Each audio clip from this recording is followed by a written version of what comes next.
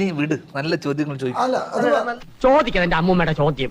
രമേശ് ചേട്ടനെ ധ്യാനെ പരിചയപ്പെട്ടതിന് ശേഷം ജീവിതത്തിലുണ്ട് ഒന്ന് പറയട്ടെ എന്റെ ധ്യാൻ ചേട്ടാ പ്ലീസ്. നാശത്തിലേക്കാ നിങ്ങൾ പോകുന്നത്. അത് ഞങ്ങൾ അങ്ങ് സഹിച്ചു. ഞാൻ ചെറുപ്പം തൊട്ട് വളരെ അലസനും മക്കത്തിനും മയക്കമരുന്നിനും അപ്പോഴാണ് ഞാൻ ഇദ്ദേഹത്തിനെ പരിചയപ്പെട്ടത്. അല്ലോ നാറ്റിക്കരുത്, ഞാൻ എന്തുവാണ് ചെയ്യാ. എന്റെ ജീവിതം ആകെ മാറി. ഇപ്പോൾ നോക്കൂ, എന്റെ കീഴിൽ എത്രയോ ജോലിക്കാർ, മാസം ലക്ഷക്കണക്കിന് വരുമാനം. മാത്രം ഒരു മുട്ടുവേദന, അത് പമ്പ കടന്നു. എനിക്കത്ര ഇഷ്ടപ്പെടുന്നില്ല കേട്ടോ. ഞാൻ പരിചയപ്പെട്ടിട്ട് എന്റെ ജീവിതത്തിലുണ്ട്. ഇവനാരാ, സ്വാമി വിവേകാനന്ദനോ?